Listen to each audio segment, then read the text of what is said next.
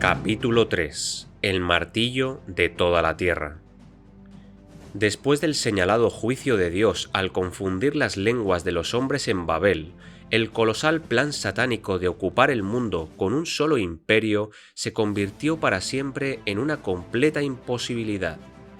Esto nunca podría haberse hecho si toda la tierra hubiera mantenido una sola lengua y un solo discurso.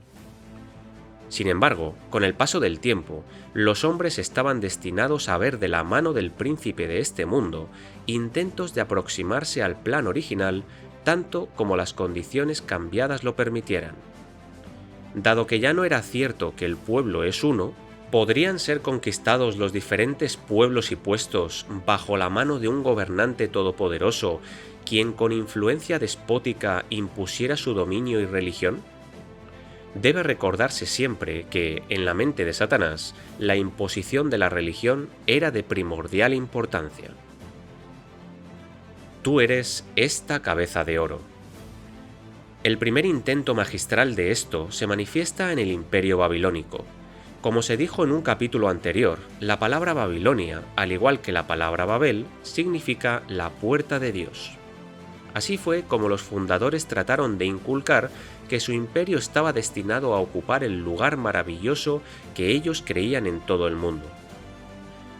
De todas las sedes del imperio, de todas las ciudades que el orgullo y el poder del hombre habían construido sobre la tierra, Babilonia era la más grande. Verdaderamente era una sociedad de realeza. Leemos sobre una poderosa nobleza, de sátrapas, capitanes, parchás, jueces principales, tesoreros, alguaciles y gobernantes de provincias, con sus espléndidos trajes de escarlata y fajas multicolores.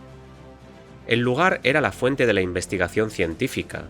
Aquí se sentaron las primeras bases de la astronomía. Había colegios y observatorios para trabajos de investigación donde los sabios pasaban su tiempo.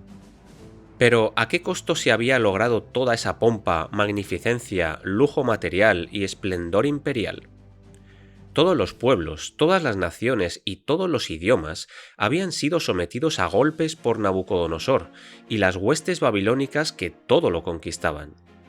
Todos y cada uno de ellos habían sido golpeados hasta tal punto que la Biblia describe a Babilonia como el martillo de toda la tierra.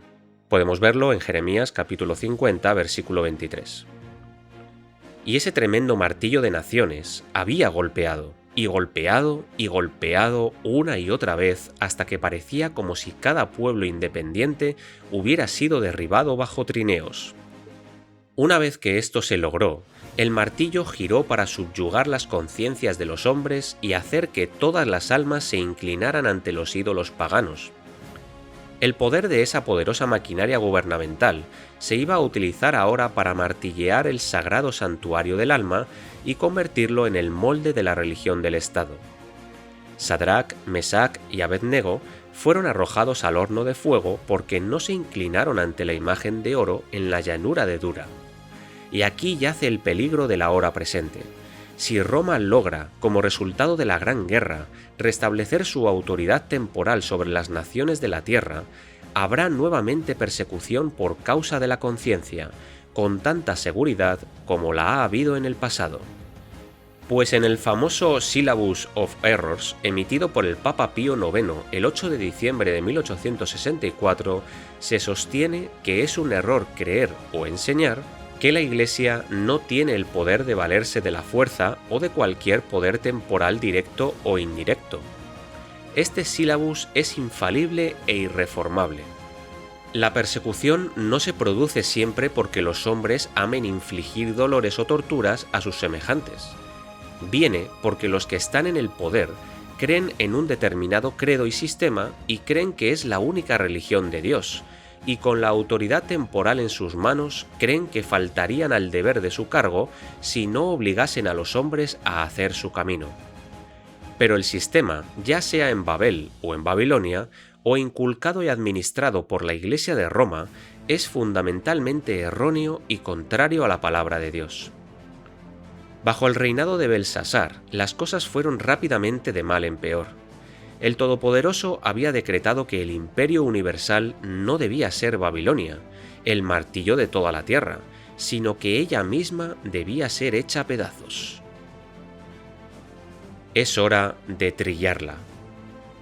Y ahora la voz divina hablaba desde el cielo y decía: es hora de trillarla. Lo vemos en Jeremías capítulo 51, versículo 33. Mucho antes, un vidente de Dios había predicho: Babilonia se hundirá y no se levantará del mal que yo traeré sobre ella, en Jeremías capítulo 51, versículo 64.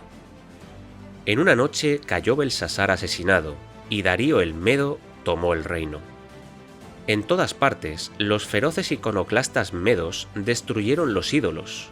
Se postró Bel, se abatió Nebo. Deshecho es Merodac. Y he aquí vienen hombres montados, jinetes de 2 en 2. Después habló y dijo: cayó Babilonia, y todos los ídolos de sus dioses quebrantó en tierra. Esto lo vemos en Isaías capítulo 46, versículo 1, y en Isaías capítulo 21, versículo 9, así como en Jeremías capítulo 50, versículo 2. Su religión pereció con su imperio. Así cesó el opresor. Así cesó la ciudad de oro.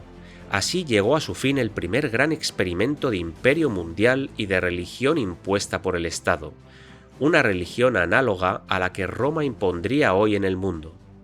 Así, la mano de Dios hizo caer en ruinas ese poderoso e ingenioso engranaje que el genio y el orgullo del poder de las tinieblas había levantado con el fin de que las almas y los hombres fueran oprimidos, y el conocimiento de Dios aniquilado para siempre.